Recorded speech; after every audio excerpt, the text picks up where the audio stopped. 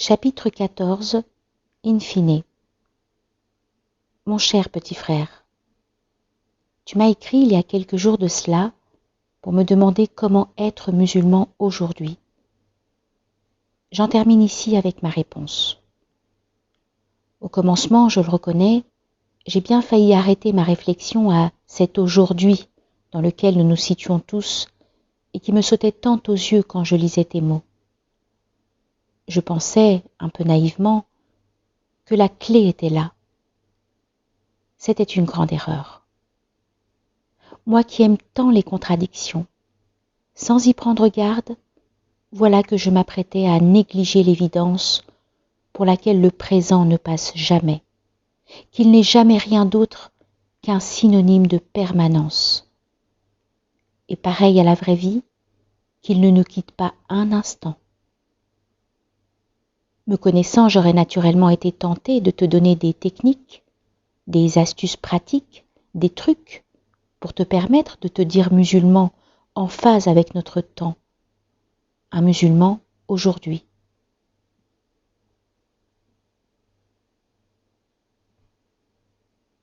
En fait, tu l'auras corrigé de toi-même. Un musulman objet de possession, réduit, limité, emprisonné dans la contrainte du moment, un musulman d'aujourd'hui. Peut-être même aurais-je succombé à la tentation que je n'ai eu de cesse de dénoncer dans toute cette lettre, de t'offrir moi-même un mode d'emploi prêt à consommer, conçu pour imiter et rassurer, là où tout le sens de mon message était de te faire prendre conscience que ton principal devoir religieux était de vivre, produire et d'innover tout en restant fidèle. Quand j'y repense, il est vraiment heureux que je ne me suis pas laissé porter par ce courant de facilité. Vraiment heureux. Ce matin-là, petit frère, quand j'ai reçu ton courrier, j'ai été troublée par l'originalité de ta démarche et le ton direct que tu employais. Ce n'est qu'après avoir essayé de méditer un peu sur la ou les réponses à y apporter que je me suis rendu compte que cette question qui te troublait tant, bien que contextualisée dans le temps, était en réalité atemporelle. Parler du présent, elle s'en affranchissait totalement.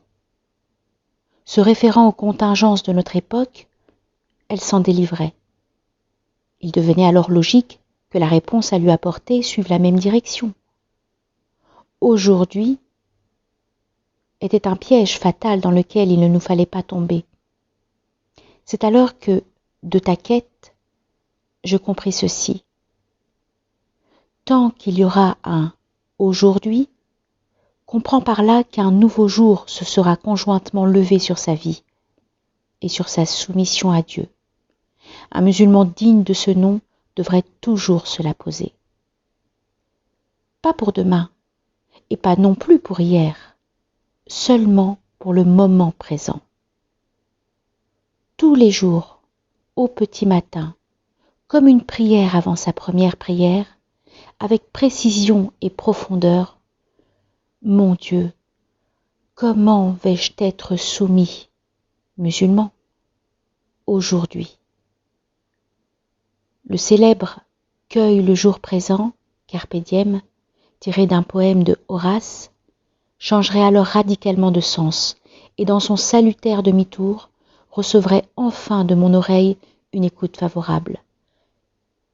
Sera diem, sème le jour présent, sème petit frère, sème.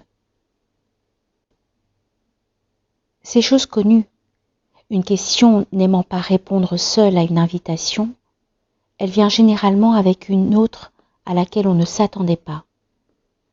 C'est de là que surgissent immanquablement d'autres inconnues tout aussi vitales à l'homme qui se parle à lui-même et tout aussi indispensables pour que de sa conscience à son cœur se dessine le chemin qui passe de l'éveil au réveil. Des questions? Non, des repères.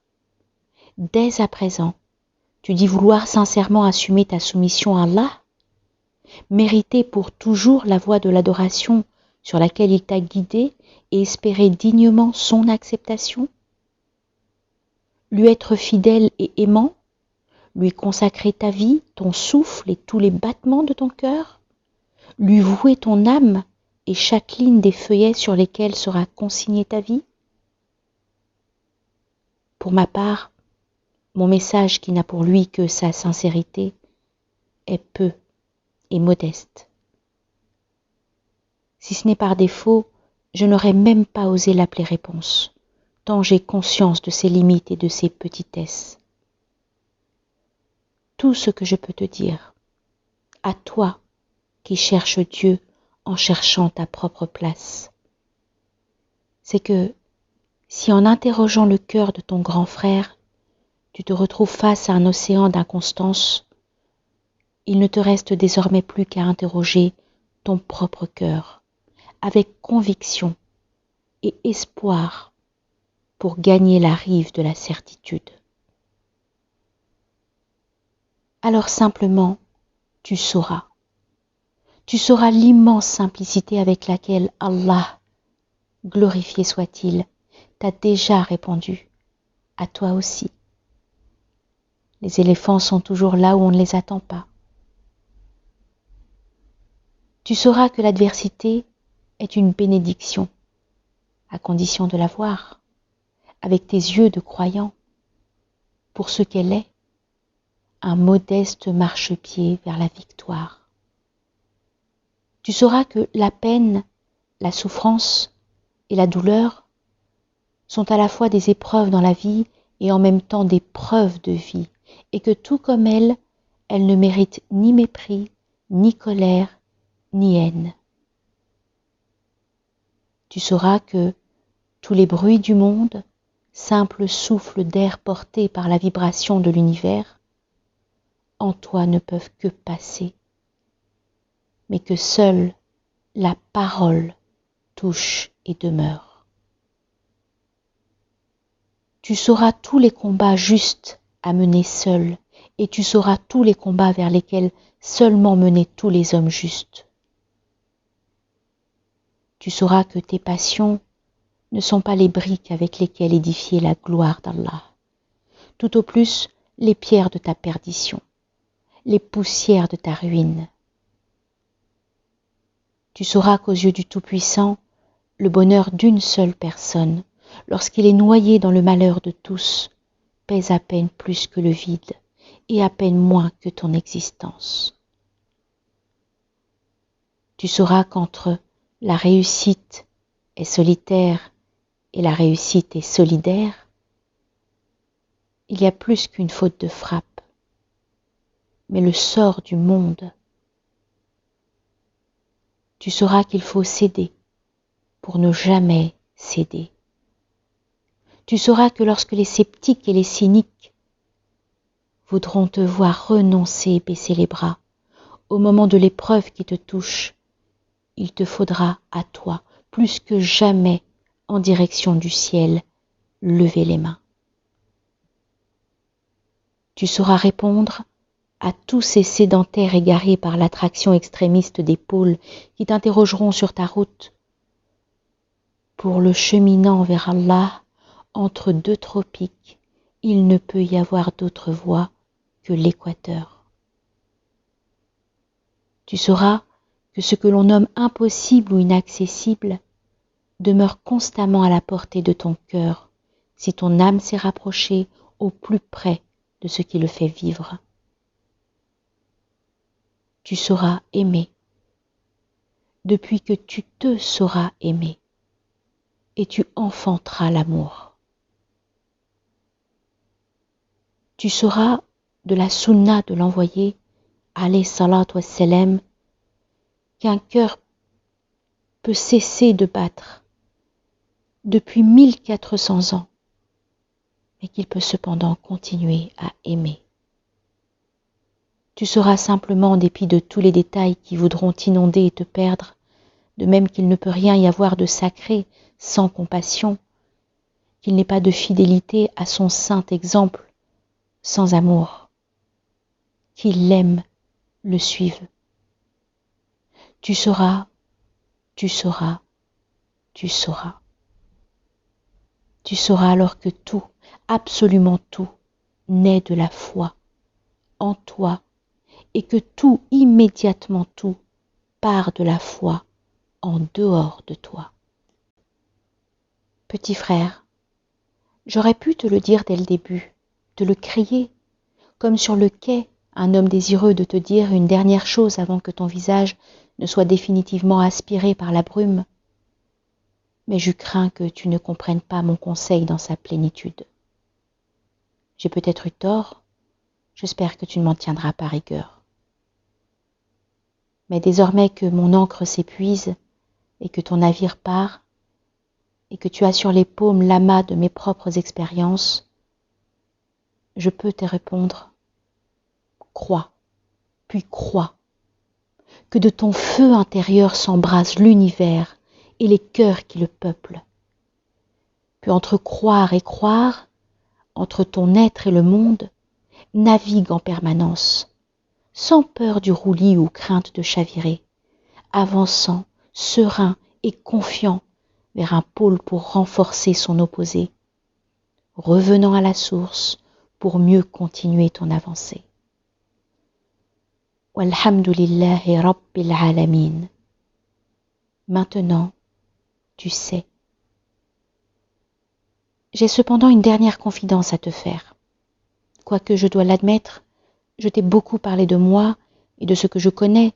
Au moment de nous dire au revoir, j'interromps ma plume avec autant, si ce n'est plus, d'incertitude qu'au commencement de ma lettre.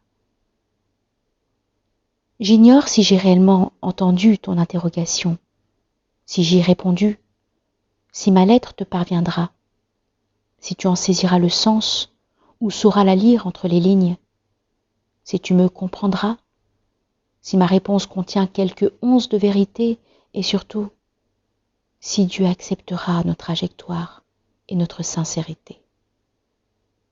Que d'ignorance, n'est-ce pas? Face au flot de leur nombre, il ne me reste plus qu'à prier le clément, celui qui sait tout et n'ignore rien, de toutes mes forces, mais aussi de toutes mes faiblesses, de faire de ce pont de papier que nous avons tendu pour lui plaire une des passerelles qui nous rapprochent de son amour. Enfin, permets-moi, alors que j'ai commencé la présente en te faisant part, étant enfant de ma première expérience spirituelle, de te conter un rêve venu pour clore la file indienne de mes mots. Sa place n'est peut-être pas la meilleure, en bas de page, un peu déposée là à la va-vite, c'est certain. Mais outre le fait que la place des choses ne nous apprend rien de leur valeur, c'est un rêve qui a hanté tant de mes nuits, qu'il en est un peu devenu au fil du temps le spectre de mes jours, l'esquisse de ma propre vie. Et si jamais mon heure dernière devait arriver avant ma lettre, moi qui ai toujours considéré que le plus éternel des testaments serait une poésie, j'aimerais que mes fils se le rappellent. C'est pourquoi, mon enfant, je t'en fais don. C'est l'aube, je marche. Non, j'arpente, j'avance et je chemine. Il me semble n'avoir jamais marché, n'avoir de ma vie jamais effectué le moindre pas. Tout est immobile et changeant, excepté moi qui bouge et reste le même.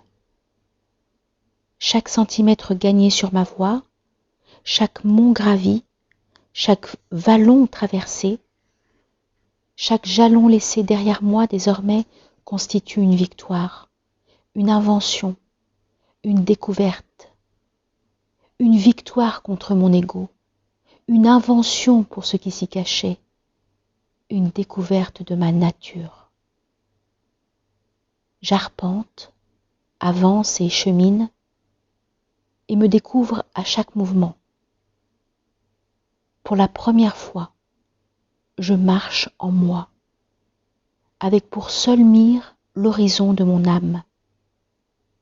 c'est l'aube de ma propre vie, et mon cœur, lentement, doucement, tendrement, s'éveille. Je lève mes yeux sur mon soleil intérieur. Il s'appelle foi. De lui naissent les rayons qui m'offrent la chaleur et les couleurs nécessaires pour fendre la carapace de mon orgueil. En lui se créent les connexions qui cimentent toutes les briques du mur que je suis, liant et reliant dans une unité imbriquée mon âme, mon esprit et mon être. Par lui doivent passer les grands mondes et les petits univers pour s'exhiber à ma vue interne. Celle qui voit en ne voyant pas, celle qui ne croit jamais au mirage de la cécité seulement parce qu'elle sait dévisager et discerner l'au-delà de l'éclat vacillant des faux paradis qu'on appelle trompeusement vie. Il brille désormais, mon astre, d'un rayonnement unique. Et alors que j'ai passé mon temps à m'aveugler en le cherchant du regard, je l'ai trouvé en fermant les yeux. Il était en moi, chez lui, me construisait, me donnait force et me nourrissait dans mes épreuves solitaires et mes solitudes éprouvantes. Pourtant, j'ignorais tout de son nom et je ne le connaissais pas. Serais-je fidèle à la vérité en disant que je ne savais pas qu'il était là, ici, quelque part, ou donc là, profond, intense, ancré au creux de ma plus grande intimité, puisant ses racines aux confins de ma propre unicité, en, pour et vers moi. Aujourd'hui, mon soleil vient de se lever. C'est l'aube de ma nouvelle vie. Et c'est moi qui marche vers lui. Vois-tu, dans mon monde interne, l'iris n'est brûlé que par les ténèbres profondes. Dans l'autre, qu'on appelle, non sans ironie, monde visible, on interdit aux enfants de fixer le soleil de peur qu'ils en perdent la vue. Ici, si vous ne regardez pas que le soleil, vous vous crevez les yeux. Là-bas, baissez le regard et vous verrez. À chaque monde ses lois, à chaque espace son optique. Il ne faut guère s'y attarder. Pour le cheminant, cela n'a que peu de sens. Il doit avancer, avancer et avancer encore. Pieds, avancez, ne ralentissez pas l'allure, ne faiblissez point.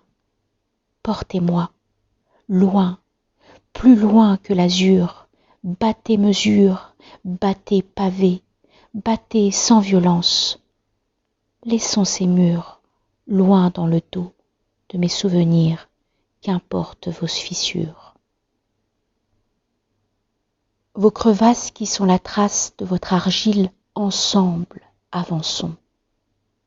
Ici, les flots colériques et les cots apaisés et les eaux apaisées ne lavent pas d'une même ablution le sang de l'amour, les larmes de victoire, les sèves du monde. Ensemble, avançons. Là, les reflets qu'on espère et ceux qu'on regarde, les visages qu'on attend, les ombres qu'on aime, ne nous disent de la réalité que les chimères auxquelles on croit. Par force, par mégarde ou par impuissance, toute porte d'inconscience qui s'ouvre à la volée de nos fuites. Ensemble, avançons. Il pleut. Étonnamment, aucune goutte ne me touche. Est-ce parce que cette pluie est une pluie d'étoiles, de tous les points cardinaux à la fois, ni du seul Orient, ni uniquement occidental? étrange pluie en vérité que celle qui m'éclaire par ses ombres nacrées. Il est dit dans les veillées que cette pluie se nomme obéissance à Dieu. Elle n'est ni forte, ni bruine, ni rosée, ni averse. Cette pluie-là fertilise les terres sans les saturer, irrigue les déserts sans les abreuver, nourrit les forêts sans les inonder, renouvelle les sources et purifie les flots inévitables de tous les cours d'eau. Cette mousson permanente de sens, sans cesse caressée par les vents, recycle à jamais les énergies de la vie. Rien ne lui résiste, mon fils, me dit la montagne, sur le dos de laquelle je suis, devinant mes pensées au reflet impudique de mes yeux. Ici, pluie et soleil ne s'excluent pas ni ne se tolèrent. Ils sont complétude. Ils se nourrissent mutuellement et dans leur mariage céleste se rendent indispensables l'un à l'autre. Le soleil aime orienter de ses rayons les gouttes de l'orage et les guider en éclairant le sol où il est écrit qu'elles doivent tomber. La pluie, elle, se plaît à réverbérer les fils du soleil et à les amplifier, les encourageant à éclater aux quatre vents, de sorte que la nuit et les néants, ennemis de toujours, meurent à jamais. Dans le monde de ma vie, pluie et soleil s'embrassent, s'unissent, et de leurs forces croisées, tel un flambeau d'amour, créent une tornade incendiaire pour mes démons. Je n'ai jamais connu force plus grande, puissance plus pure et union plus féconde. Le cheminant ne peut se contenter, hélas, de s'asseoir à l'ombre de cette vérité. Il lui faut avancer, avancer et avancer encore.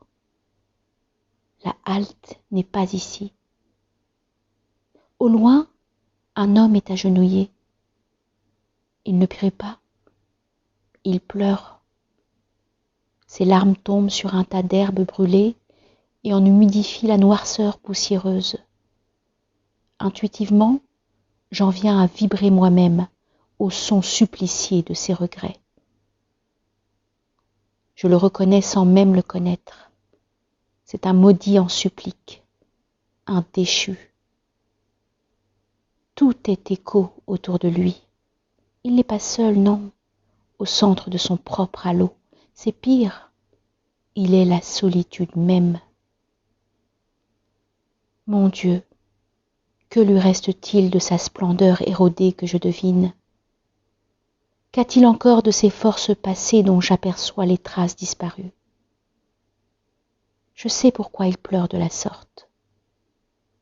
Jadis, il refusa d'être touché par la pluie et n'accepta jamais la douceur perlée de sa fraîcheur. Il s'est obstiné, enfermé et abandonné.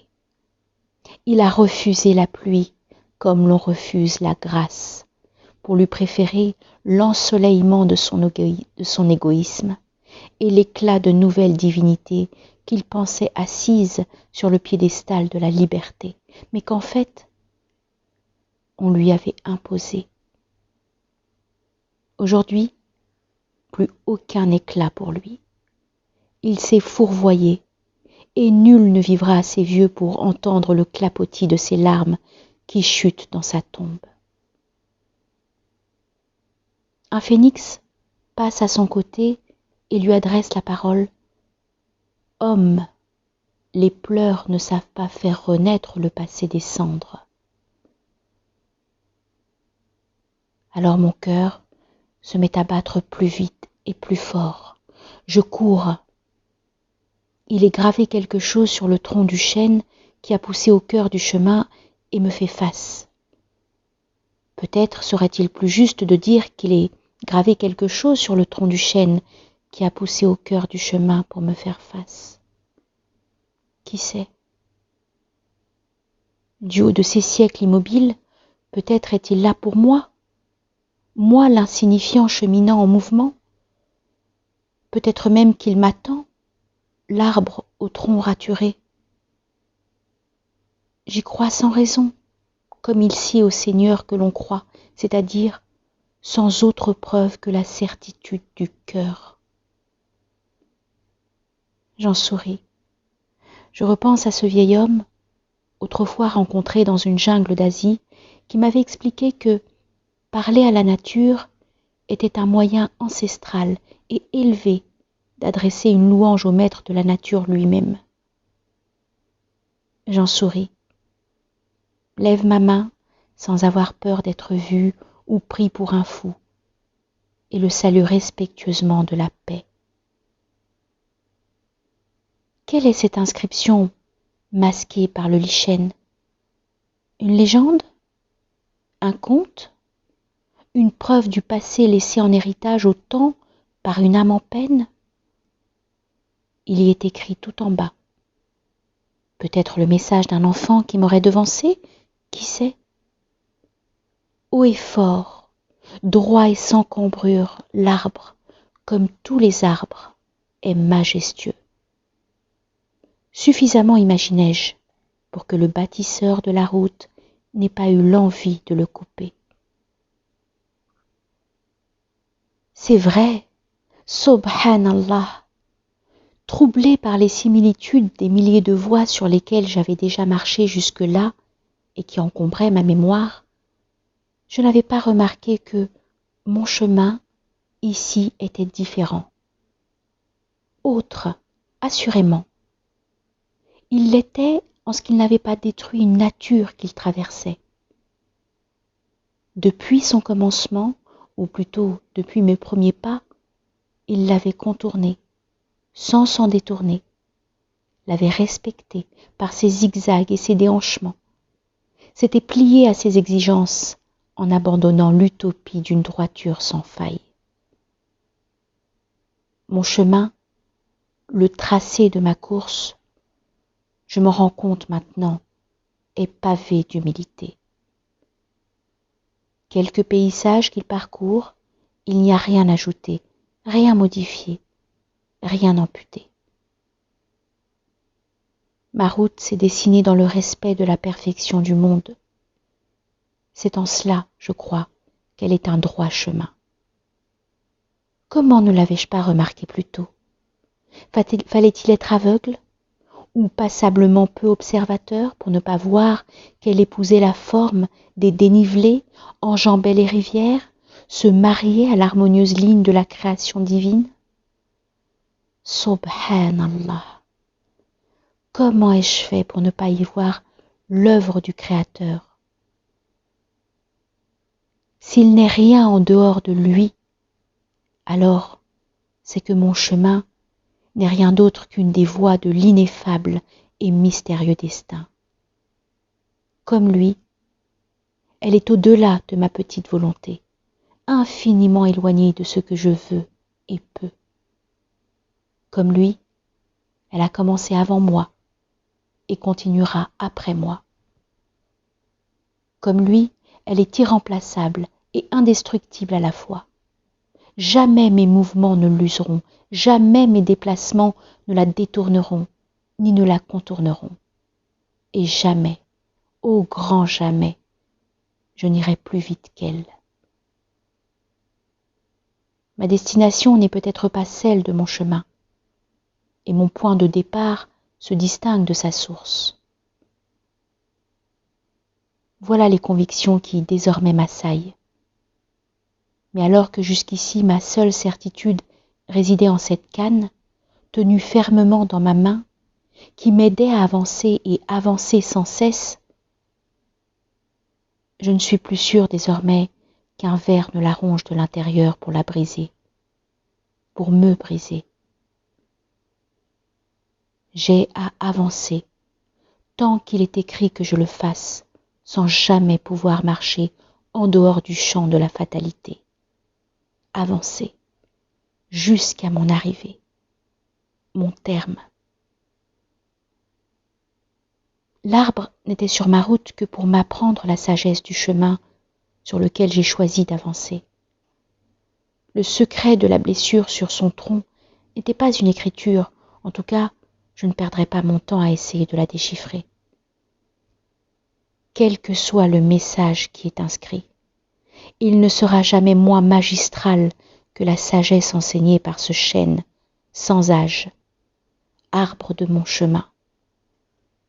La route n'existe que tant qu'elle est parcourue. Elle est la vie, la mienne. Et je sais, oui je sais, désormais, qui est le bâtisseur des chemins.